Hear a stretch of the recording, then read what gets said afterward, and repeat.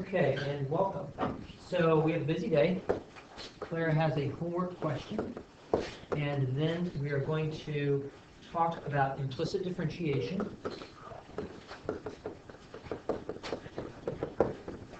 We're going to look at several different types of problems, finding tangent and normal lines.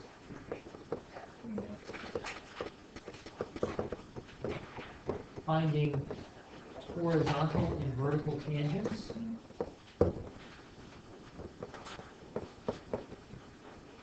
Then, if we have time, we'll take a look at finding y double prime. If we don't have time for that, I may do a separate video because it's kind of important to know how that all works out. Okay? So what is your homework question? Number 7. Number 7. Ah, good. This is page 162, number 7. And if I recall correctly, the relation between x and y is y plus tan xy is equal to 0. Is that correct? You can see that this came up in the other class too. And what they are asking us to do is to find dy dx. And so we begin by taking the derivative with respect to x on both sides.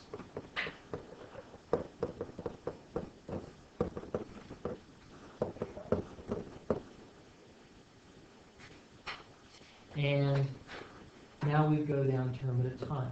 We hit this and we have outside, inside. What's our outside? What's our inside? So we take the derivative of the outside times the derivative of the inside. And I'm going to come back later and fill in that derivative of the inside once I've had a chance to think a little bit. So take a look here. 1, outside, inside, equals 0. All that's good.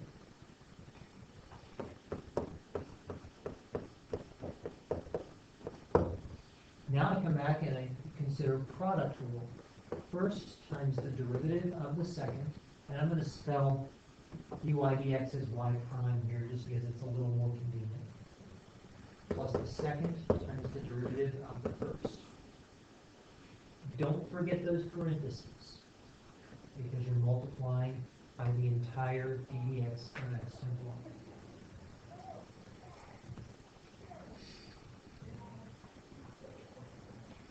Okay, so far so good. At this point, the calculus part is done. And all I have to do is use algebra to uncover y prime. That's really all I need to do. And so there are several different routes, but I'll show you how I would do it. I observe that I've got two terms, 1 plus blah, blah, blah. And this term has y prime and that term doesn't. So I'm going to subtract 1 from both sides.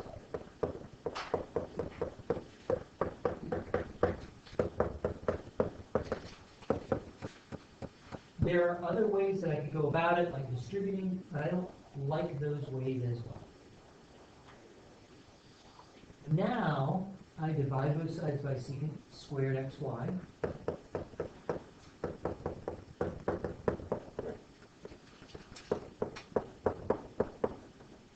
And I observe that I have something lovely. Secant itself is 1 over cosine. So 1 over secant is 1 over 1 over cosine, which is cosine. In other words, negative 1 over secant squared xy is negative cosine squared xy.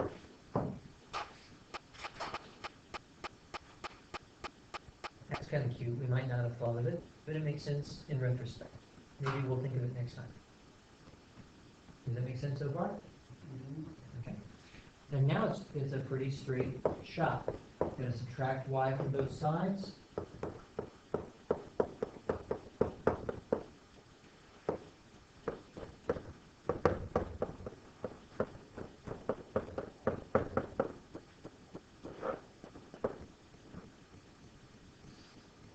And we get y prime equals all this. Yes, sir. At this point, they were just asking us for dy dx, and there it is. So that's dx colored black. If we had a particular point, we could plug it. Now, when you look at the back of the book answer looks like this.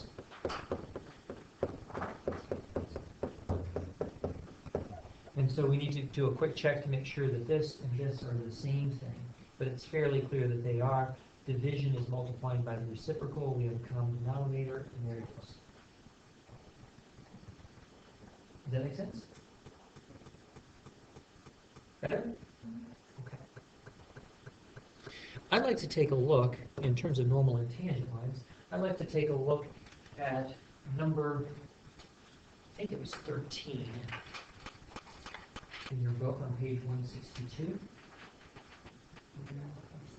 Number 16, no, it was number 9. It was number 20, actually.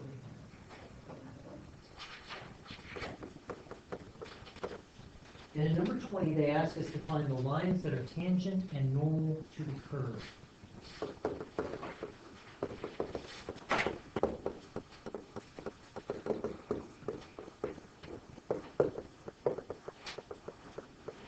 At the indicated point. And the curve that they give us is y squared minus 2x minus 4y minus 1 is equal to 0. And with not too much work, you could discover that in fact this curve is a sideways parabola of some sort. Something like that. And they want you to find the equations of the tangent and normal at the point -2, 1. I have strongly endorsed a format for finding tangent and normal lines, and some of you follow that format, and many of you have not yet adopted it. The reason I strongly encourage it is that as we deal with these implicit differentiation things, they get really detailed, and the format helps keep our head straight as to where we are. So, here's the format that I strongly endorse. For my tangent line, slope, point. The point is already given to us. And we're going to write the slope as dy dx evaluated at the point -2, 1. That vertical bar is pronounced evaluated at. And the normal line is the line, so if this is our tangent line, -2, 1 is over here. I may have drawn this backwards, but let's say it's like this. So this is our tangent. The normal line is going to be perpendicular to the tangent. Because the normal line is perpendicular to the tangent, it is going to go through the same point, but its slope will be -1 over the slope of the tangent, -1 over dy dx. And so by finding dy dx at this point, we will be able to immediately find the slope of the normal line as well. It's really a 2 for 1. Okay. So that's our setup. Now we walk through the process by taking b dx of both sides.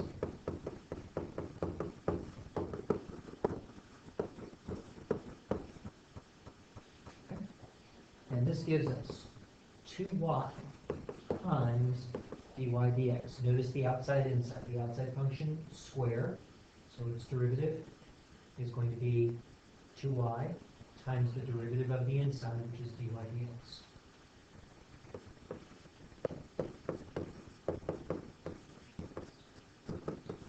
Equals 0.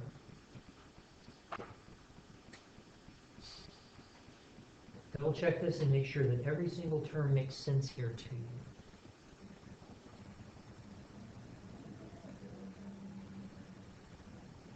Okay? And now at this point, this is the appropriate place for me to use the fact that x is -2 and y is equal to 1 here.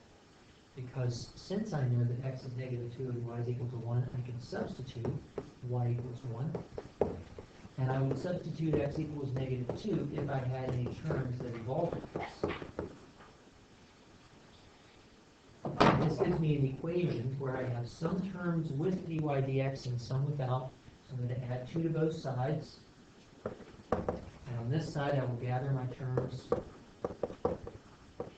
without dy dx, with that dy dx, so that I find that dy dx is equal to -1 at this point. This is what I need to go back and fill in here. And as soon as I have the tangent slope, I also have the normal slope. Now, some students get lost in this process because they think, oh, I've got the tangent slope, I'm done. But that's only the slope, it's not the equation. I need to actually now answer the question, y minus y1 equals slope times x minus x1 for my tangent. Clearly label that tangent, and clearly label the normal also, y minus y1 equals slope times x minus x1. Just like that.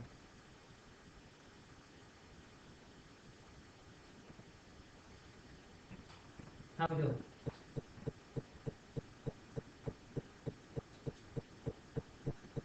Good. Now, let's consider a related problem. I want to take a look now at number 16. And the question, as stated, is find where the slope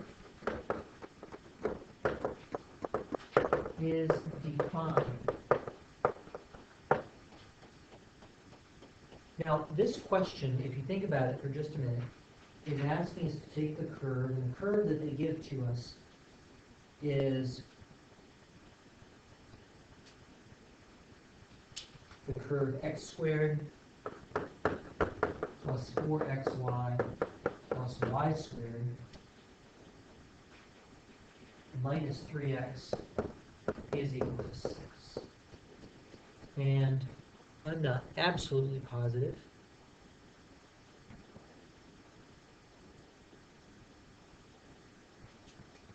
I believe this is going to end up looking like some kind of sideways hyperbola. Looking something like this. And so there's going to be one place maybe, or two places, where, did I leave out something in the curve?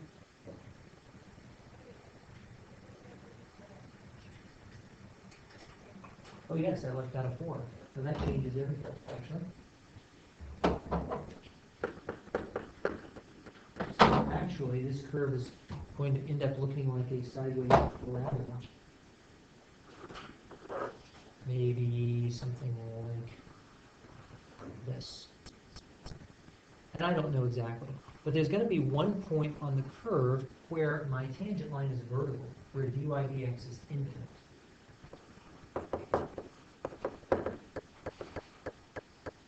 Okay? And so if I find that one point, then at all other points, the slope will be defined. So I'm going to rewrite this question just a little bit. And I'm going to rewrite it as, find where the slope is not defined.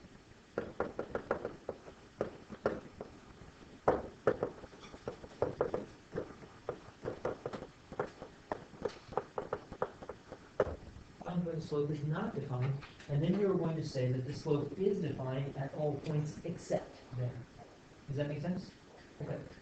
So, to do this, we need to find slope. When they talk about slope, what are they really talking about? Derivative, dy dx. So we need dy dx.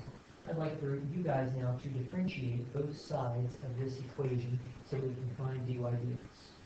And I'll put the recording on pause. Okay. All right, let's see what we got. I'm going to take the derivative with respect to x on both sides.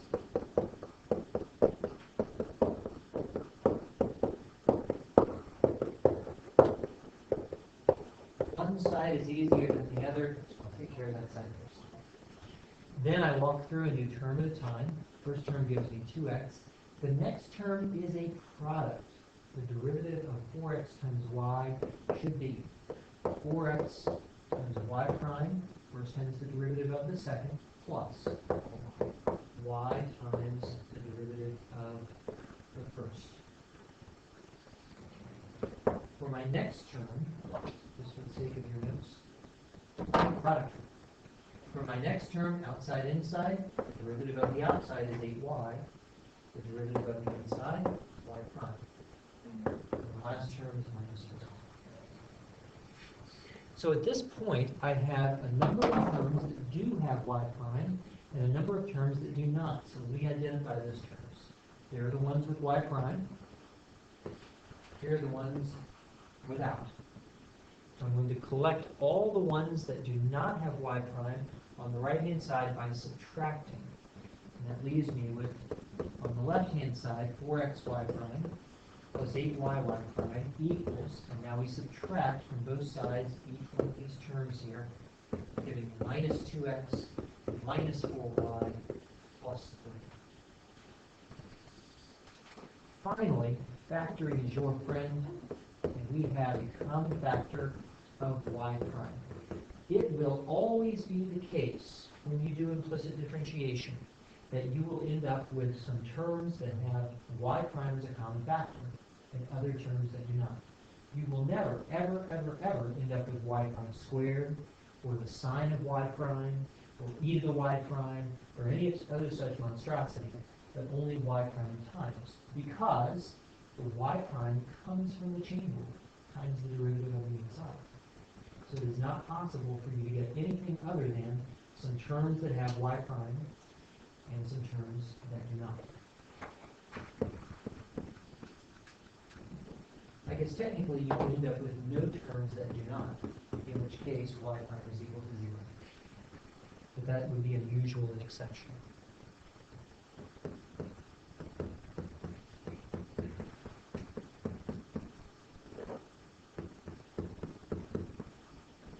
So this is my y prime, and I could use it for all sorts of things. I could plug in a value, a point x comma y, to find the tangent line slope at, this point right here or wherever. But here, I want to find the place where y prime is not defined, and that will occur when, anybody? X plus 8y equals 0. Bingo, when the denominator is 0. So I set this equal to 0 so that I can find, in fact, in my solution, here's a clear way to communicate this. Y prime undefined when denominator equals 0. Well, let me explore this a little bit. What does it mean to say that this denominator is equal to 0? What this means is that I now have a condition that makes my denominator equal to 0. And that condition corresponds to a line, y equals negative 1/2 x. And that line, y equals negative 1/2 x, well, go back to my curve here. Looks like I needed to draw it a little up further. It means that my point is going to be found at the intersection of the curve and the line y equals negative 1/2 x. In other words, I have now two conditions for my point. The first condition is that y has to be negative 1/2 x so that my denominator vanishes. And the second condition is that my point actually has to live on this curve right here. Does that make sense to everybody? So I have two equations in terms of the variables x and y. And I solve them by substitution or elimination. In this case, substitution works pretty well. So if I take that second equation from the top, let's see, minus 3x equals 6, is that correct? Okay. If I take that second equation now, and I substitute y equals negative 1/2 x in for y, then I get x squared plus 4x times negative 1/2 x plus 4 times negative 1/2 x squared minus 3x equals 6. And now something wonderful happens that almost looks like it was planned by the people who created this problem.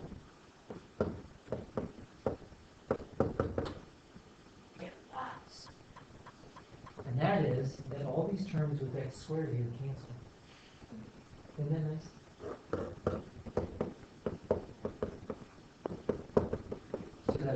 x is equal to -2. And since x is equal to -2, then y is therefore equal to -1/2 of -2, which is 1. I need to do a quick check just to make sure that the point -2, 1 actually does fit on this curve.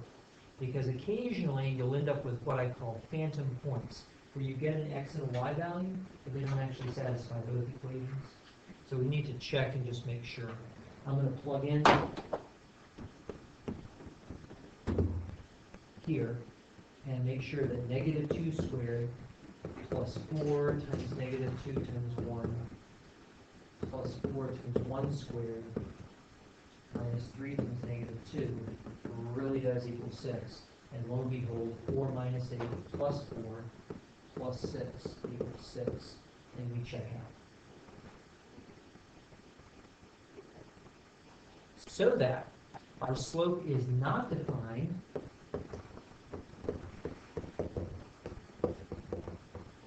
at the point -2, 1, and is defined at all other points on the curve. Yes, sir. It's a x could always be cancelled. Here? Will that always happen? No, not necessarily. But it was nice that it did. If we had been left with an x squared here, then we would have some kind of quadratic equation with 2 solutions, right? And we have two solutions and two values for y. And then you have 2 different values for y that would correspond to 2 different points on our parabola, basically. So it cannot be the function. Right, that's right. Most of these relations are not functions.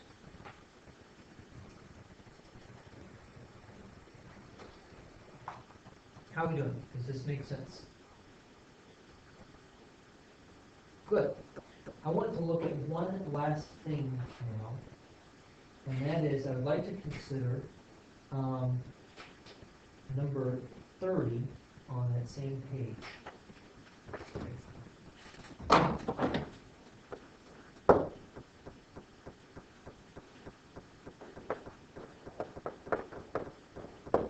And here we have a relation between x and y squared plus 2y equals 2x plus 1. And they ask us to find, how do they phrase it? D squared y dx squared, which as we know is the same as y double prime. And the reason I want to do this problem is not because it's exceptionally hard, but I want to make a couple of points about that problem.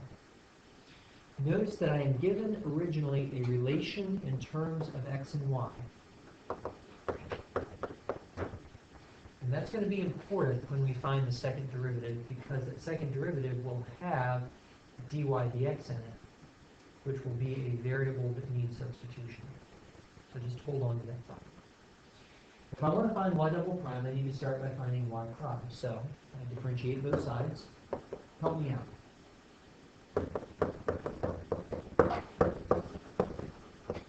Which side should I do first? And what is the derivative with respect to x of 2x plus 1? Excuse me. Now, what is the derivative with respect to x of y squared plus 2y?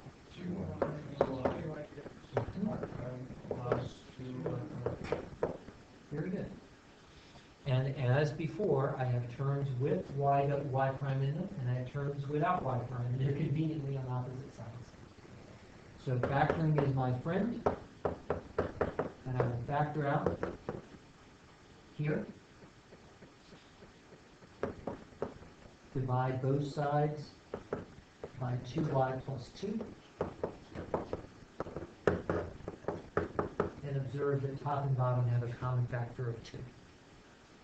So this is good, easy. Now, here's the big idea. Y double prime is the derivative of y prime. I know that's simple, but it tells us how to proceed. Because I double prime is therefore the derivative of 1 over y plus 1. Or, if we rewrite it in terms of powers, that's y plus 1 to the minus 1 power.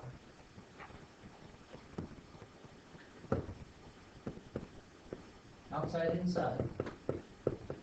The outside function is minus 1 power, so its derivative is minus 1 splat to the minus 2, times the derivative of the inside. What is the derivative of y plus 1 with respect to x?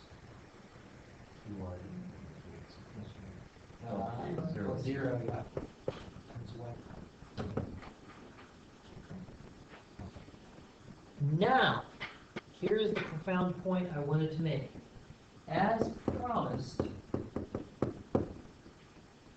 and I knew this was going to happen because it had to happen, my y double prime is a function of x, y, and y prime. Now, x is invisible in this particular one, but in others, you will find it. Y prime was not one of the variables in my original problem.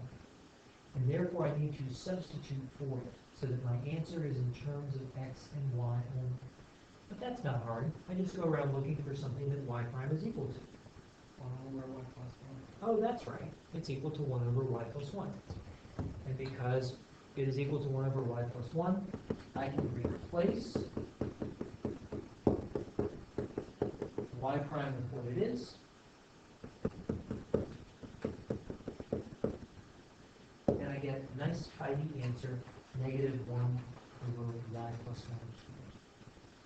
Isn't that nice?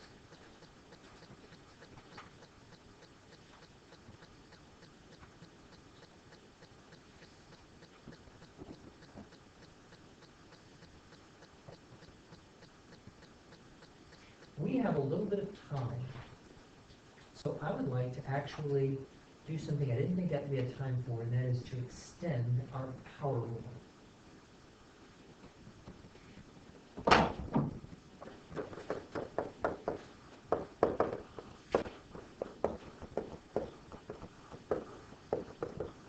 Extension of the power rule. Recall that we have a power rule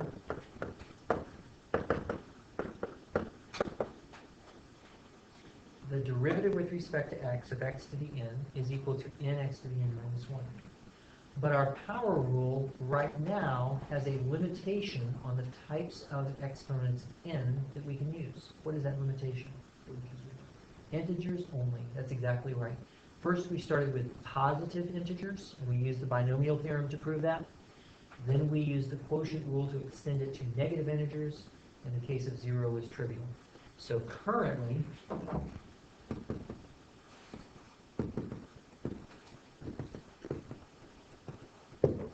n is an integer. But we suspect, or we wonder, if this might not be valid for a larger class of numbers. And one of the things that makes us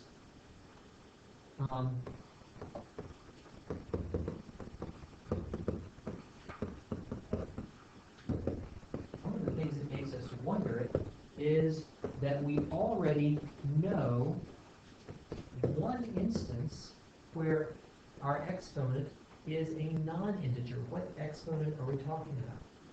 1 over 2. So the derivative of x to the 1/2, then, we know the answer to this problem already. This is 1 over 2 square roots of x. But if I rewrite this expression in terms of an integer, look how it writes. Look at that. It looks as if this were the power rule. Bring down the power, subtract 1 from the power. So by accident, the power rule appears to work here for a non-integer. Could that be extended to all non-integers? Could maybe I take the derivative of like x to the 3/5 as 3/5 x to the minus 2/5? Ooh, that would be cool, wouldn't it? So let's consider now, what if n is a rational number? Now, do you all know what rational numbers are? They are numbers that can be written as a ratio of integers. Give me an example of a rational number. Let's take a minute here.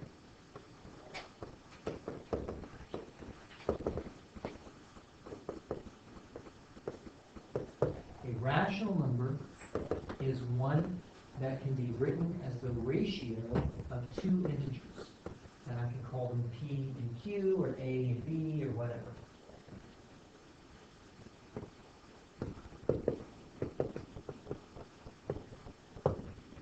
Rational numbers have the nifty property that when I express them as decimals, their decimal equivalents always do one of two things.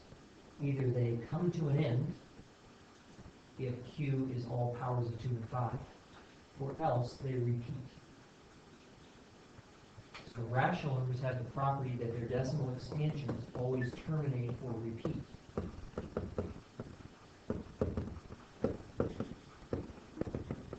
So for example, the terminator is 1/50, which is equal to 0.02 when it comes to an end. Repeat. An example of that would be 1/6 is 0.16666. And probably in 4th grade you learn how to convert rational numbers into repeating or terminating decimals and vice versa. Okay. Now there are also irrational numbers. We're not going to consider the irrational numbers today.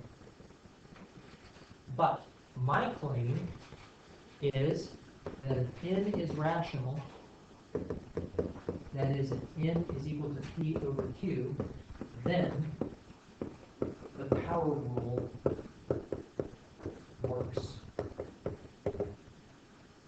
That's my claim. Now I'm going to prove it.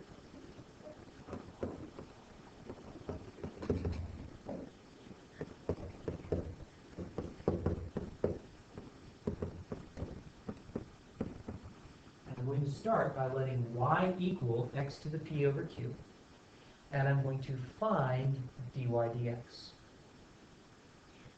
But to do that, I can't appeal to the power rule because I don't know if it works for p over q. But I do know it works for integers. And I can get integer exponents on both sides if I raise both sides to the q power. If I raise both sides to the q power, then what I get is y to the q on the one side and x to the p on the other. In other words, by raising both sides to the q power, I canceled my root. All of you are probably aware that a rational exponent means the cube root of x to the p. And so what I did was to simply cancel that root by raising both sides to the q power. Okay. Now I'm going to find dy dx by doing a little bit of implicit differentiation. If I take the derivative with respect to x on both sides,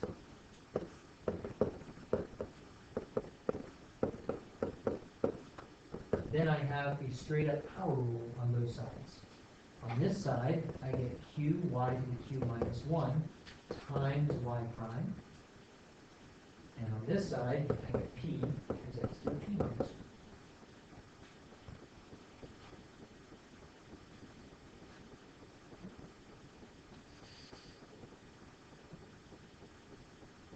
Now this is a little bit of a pain, but let's go ahead and solve for y prime as we have been doing.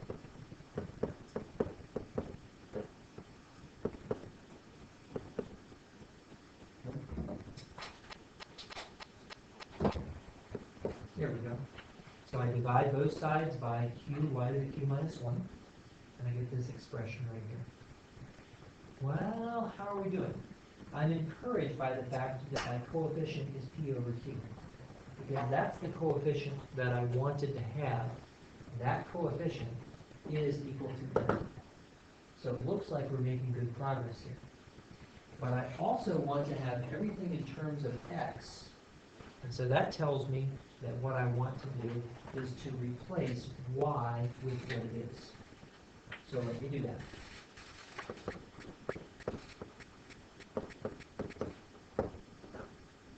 And y is x to the p over q.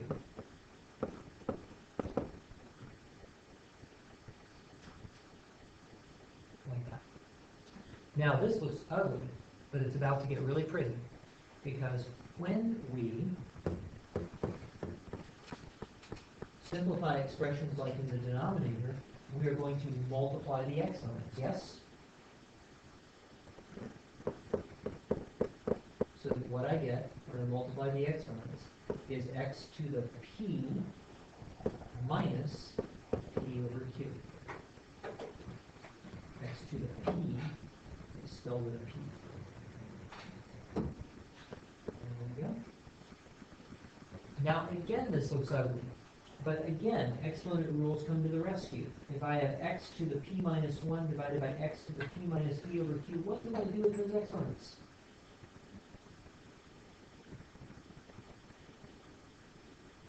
Let me ask you again. I have x to the p minus 1 divided by x to the p minus p over q. Exactly, and subtract the exponents. And look at how beautiful this works out. P minus 1 minus p minus p over q. And would you look at that? The p's cancel.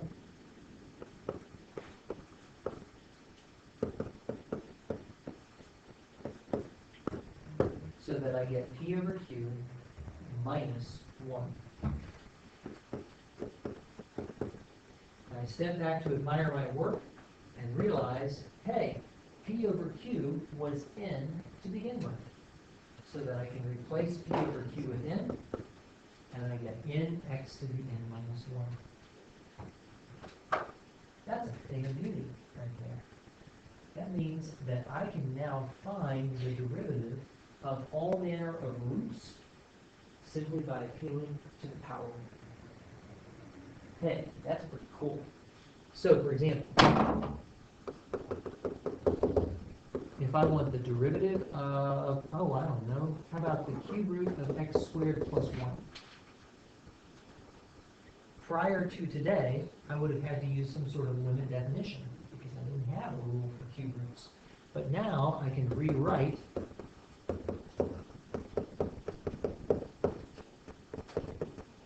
the cube root of x squared plus 1 in terms of a rational exponent. And I can immediately take the derivative, bring down the power, subtract 1 from the power. What's 1/3 minus 1?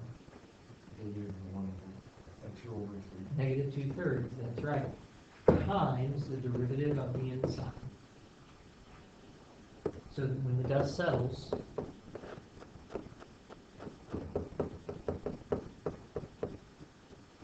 I get a fairly tidy answer. Isn't that nice?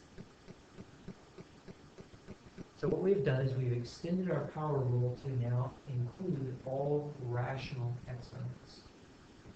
That's pretty nice. What are the only other types of real numbers besides rationals? Irrationals. And what is their characteristic? That's a pi. Their decimal expansion.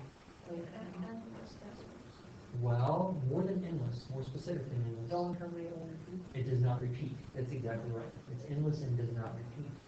So pi is the most famous of all the irrationals. So is e, a very famous one.